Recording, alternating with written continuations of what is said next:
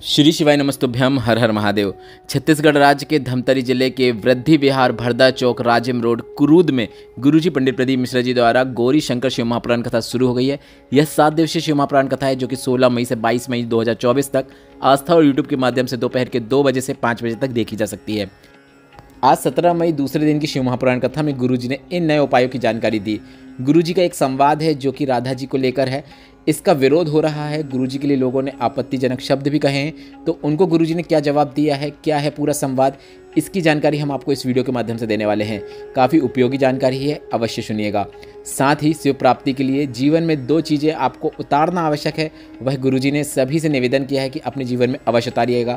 साथ ही गुरुजी ने शिव भक्त की क्या निशानी होती है, क्या पहचान होती है, वह भी जानकारी दी है। साथ ही गुरुजी ने जीवन में बहुत बड़ी हानि होने पर, कर्जा बढ़ने पर क्या करना चाहिए वह भी बताया है। आज 17 मई गौरी शंकर शिव महापुराण कथा के दूसरे दिन की कथा में गुरुजी ने कुल 10 उपाय और उपयोगी जानकारी दी है। सभी की जानकारी हम आपको इस वीडियो के माध्यम से देने वाले हैं। अगर किन्हीं कारणवश आपने आज की कथा नहीं सुन पाई है तो पूरी कथा का रास्ता तो आपको इस छोटे से वीडियो से प्राप्त होने वाला है। अगर आप रोजाना की तिथियों की जानकारी चाहते हैं, भोलेनाथ से जुड़े सुंदर स्टेटस चाहते हैं, उपायों की जानकारी चाहते हैं, तो हमने व्हाट्सएप के माध्यम से इसे देना शुरू कर दिया है। अगर अभी तक आपने हमारे व्हाट्सएप चैनल को नहीं ज्वाइन किया है तो आप अभी डिस्क्रिप्शन में दी गई व्हाट्सएप चैनल की लिंक और कमेंट बॉक्स में दी गई व्हाट्सएप चैनल की लिंक में टच करके अभी हमारे व्हाट्सएप चैनल को ज्वाइन कर लीजिए। बढ़ते हैं आज की कथा की पहली विशेष जानकारी की ओर। कथा शुरू होते ही गुरुजी ने कहा, जो शिव पुराण की 2 बातों को अपने जीवन में उतार लेता है उसे शिव के दर्शन होना निश्चित है। गुरुजी ने सभी से अपने जीवन में इन दोनों बातों को उतारने को कहा है, अपनाने को कहा है। पहली बात है शिव का नाम और दूसरा है दूसरों का सम्मान। आपको भोलेनाथ का मंत्र जाप, नाम जाप, भजन कीर्तन जो आपसे बन सकता है, सिर्फ आप नाम भी लेते हैं तो भी पर्याप्त है। मतलब आपको नाम जाप के साथ साथ दूसरों का सम्मान भी करना है। अगर आप यह 2 चीज़ें अपने जीवन में उतार लेते हैं तो आपको भगवान की प्राप्ति होती ही है। बढ़ते हैं आज की कथा की दूसरी विशेष जानकारी की ओर। गुरुजी ने कहा, शंकर भगवान के भक्त की क्या पहचान होती है। अगर किसी ने अपने मस्तक में तिलक लगा लिया तो क्या वह शंकर भगवान के भक्त की पहचान है? बिल्कुल नहीं। गले में अगर उसने रुद्राक्ष पहन लिया तो क्या शंकर भगवान के भक्त की पहचान है? नहीं। खूब सारी जटाएं बढ़ा ली, चोटी बढ़ा ली तो क्या यह शंकर भगवान के भक्त की पहचान है? नहीं।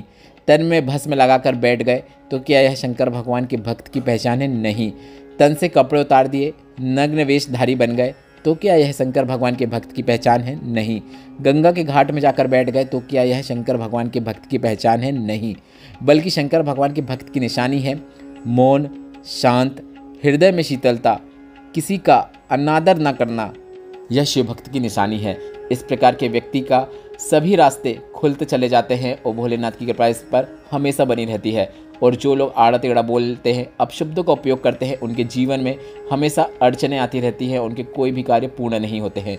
बढ़ते हैं आज की कथा की तीसरी विशेष जानकारी की ओर।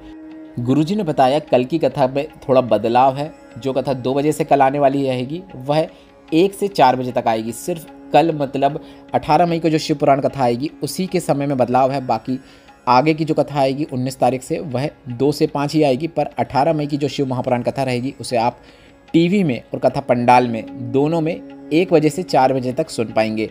बढ़ते हैं आज की चौथी विशेष जानकारी की ओर। गुरुजी ने कहा, सभी से हम निवेदन करना चाहेंगे आप 2 चीज़ें रोज़ भोलेनाथ से प्रार्थना में जरूर मांगना। हम भी अपनी जो प्रार्थना करते हैं उसमें यह 2 चीज़ें मांगते हैं। बाबा इतनी कृपा करना कि पुरुष की जेब कभी खाली मत करना और नारी की गोद कभी खाली मत रखना। ऐसी आपको भी प्रार्थना करना चाहिए। बढ़ते हैं आज की कथा की 5वीं विशेष जानकारी की ओर। गुरुजी ने कहा, हम आप सभी से एक बात कहना चाहेंगे। किसी को बुरी लगती है तो लगे, पर हम बात अवश्य कहेंगे, क्योंकि संसार में सभी को संतुष्ट कर पाना, खुश रख पाना बहुत मुश्किल कार्य है। जब हम घर के सभी सदस्यों को खुश नहीं रख पाते हैं तो फिर बाहर वालों की अलग बात है। गुरुजी ने कहा, सीहोर में जो कथा लेने आते हैं वह हमसे कहते हैं कि इतनी अधिक मात्रा में शिव भक्त आते हैं तो अगर हम उन्हें भोजन ना कराएं तो क्या चलेगा? तो इस पर गुरुजी ने कहा, ठीक है, पर तुम भी अपने रिश्तेदारों को भोजन मत करवाना, क्योंकि तुम बढ़िया भोजन करके आगे आकर बैठ जाओ और रात भर से जो परेशान हो रहे हैं, शिव पुराण कथा का इंतजार कर रहे हैं और उन्हें अन्न भी अगर ना मिले तो इस प्रकार की शिव पुराण कथा करने का कोई औचित्य नहीं है, कोई मतलब नहीं है। कथा पंडाल में आए शिव भक्तों के प्रति गुरुजी ने इतनी अच्छी बात कही है। आपको सुनकर कैसा लगा आप कमेंट बॉक्स के जरिए जरूर बताइएगा। बढ़ते हैं आज की कथा की 6वीं विशेष जानकारी की ओर। गुरुजी ने कहा, स्वयं खा लेना स्वीकृति कहलाता है, छुड़ा के खा लेना विकृति कहलाता है और बांट के खाना मेरे भारत देश की संस्कृति कहलाता है। बढ़ते हैं आज की कथा की 7वीं विशेष जानकारी की ओर। गुरुजी ने कहा, कीचड़ और लीचड़ इन दोनों से आपको दूरी बनाकर रहना चाहिए। कीचड़ आपके कपड़ों को ख़राब कर देता है और लीचड़ आपके जीवन को ख़राब कर देता है।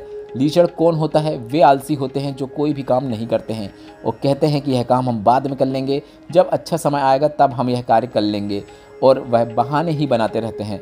बढ़ते हैं आज की कथा की 8वीं विशेष जानकारी की ओर।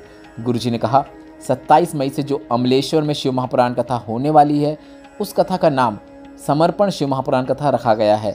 इस कथा का समय दोपहर के 1 बजे से 4 बजे तक रहने वाला है। यह शिव महापुराण कथा 27 मई से 2 जून 2024 तक आस्था और यूट्यूब के माध्यम से देखी जा सकेगी। बढ़ते हैं आज की कथा की 9वीं विशेष जानकारी की ओर, जो कि बहुत विशेष जानकारी है, आप अवश्य सुनिएगा। गुरुजी ने कहा, यहाँ पर एक प्रतिभा जी आई हैं जो बैठी हैं। इन्होंने एक पत्र कुबेरेश्वर धाम में लिखकर भेजा था, जिसमें इन्होंने लिखा था, गुरुजी आपने राधा जी के लिए जो वर्णन किया था उसको लेकर लोग आपको अपशब्द कह रहे हैं, आप कुछ नहीं कहेंगे क्या? तो इस पर गुरुजी ने कहा, जो भी व्यासपीठ से बात कही जाती है वह पूरे प्रमाण के साथ कही जाती है। अब हम आपको बता दें, गुरुजी ने राधा जी के विवाह को लेकर जो संवाद कहा था उस पर लोगों को आपत्ति हुई है। तो इस पर गुरुजी ने कहा कि जो वीडियो चलाई गई है वह वीडियो 14 वर्ष पुरानी है। जो कथा हमने 14 साल पहले कमलापुर में करी थी उसको लोगों ने निकाल कर उसका पूरा श्रवण न करते हुए आधी अधूरी क्लिप चढ़ा दी है, जिससे लोगों के बीच में असंतोष देखने को मिल रहा है। आप उस कथा का पूरा श्रवण कीजिए, उसमें हमने राधा जी का विवाह कृष्ण जी से भी बताया है, वैसा भी वर्णन किया गया है। इसके बाद गुरुजी ने कहा, ब्रह्मा जी को जब श्राप लगा था तब ब्रह्मा जी ने द्वापर में नारद जी के कहने पर भांडेर वन में जाकर राधा जी और भगवान कृष्ण का विवाह करवाया था, और उस विवाह को केवल ब्रह्मा जी, नारद जी, कृष्ण जी और राधा जी ही जानते हैं। और जब राधा जी का विवाह अरण्य घोष के साथ हुआ था तो उसका भी वर्णन किया। अब लोगों ने कहा कि आपने कहाँ से यह कह दिया? तो इस पर गुरुजी ने कहा, आप ब्रज 84 कोस जाइए, वहाँ पर आप कोकिला वन में जाइए। कोकिला वन के पास एक जगह है जिसे जाँव गाँव कहते हैं, वहाँ जाँव गाँव में आप अनन्य घोष कृष्ण और राधा जी का मंदिर बना हुआ है, वहाँ पर जाकर देखिए।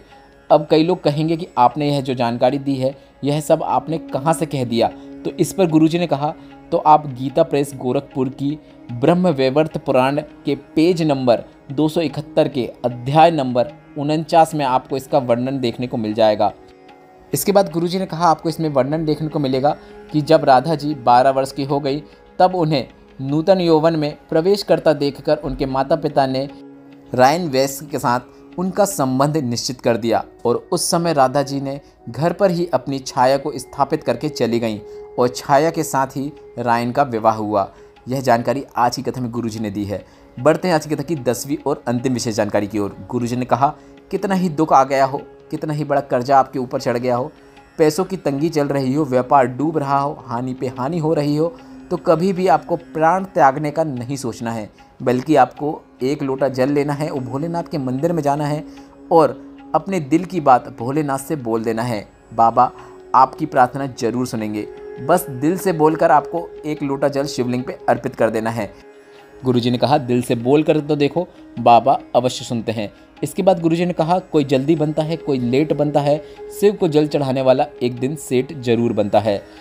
इस वीडियो में हमने गुरुजी के द्वारा पढ़े गए पत्रों को शामिल नहीं किया गया है। अगर आप पत्रों वाला वीडियो देखना चाहते हैं तो हमने उसे हमारे दूसरे यूट्यूब चैनल पर अपलोड करेंगे, जिसका लिंक हमने डिस्क्रिप्शन में दे दिया है और कमेंट बॉक्स में भी दे दिया है। आप हमारे दूसरे यूट्यूब चैनल को भी ज्वाइन कर लीजिए, वहाँ पर भी आप अपना प्रेम दिखाइए। उसमें हम आपको पत्रों की जानकारी और रोज़ नए नए उपायों की जानकारी भी देते चलेंगे, और साथ ही आप हमारे व्हाट्सएप चैनल को भी ज्वाइन कर लीजिएगा। आज की कथा में गुरुजी ने विवाद पर जो जवाब दिया है, जो सबूत दिया है, उसे जानकर आपको कैसा लगा कमेंट बॉक्स के जरिए जरूर बताइएगा। कथा से अगर आपको आनंद की प्राप्ति हुई हो तो इस वीडियो को लाइक करके कमेंट बॉक्स में हर हर महादेव जरूर टाइप कीजिएगा। श्री शिवाय नमस्तुभ्यम। हर हर महादेव।